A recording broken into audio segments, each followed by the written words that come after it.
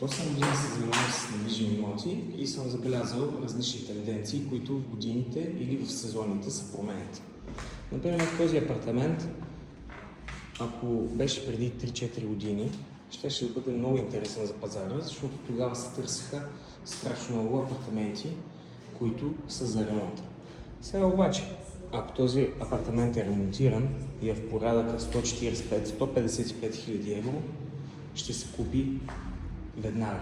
Има различни тенденции за локации, за състояние, за обзавеждане. Сега в момента пазара върви към ремонтираните апартаменти.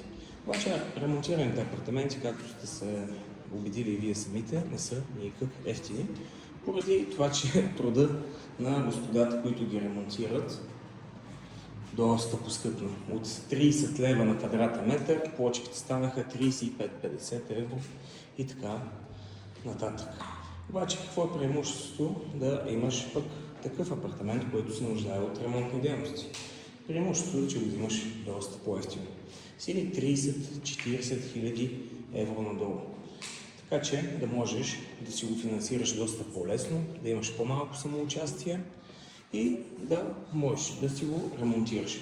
Дори ако си стръчен в ръцете да направиш някои от дейностите, които вече има достатъчно много машинки, се продават, дори се дават и под наем, не е необходимо да ги купуваш изцяло и да си направиш ремонтните дейности.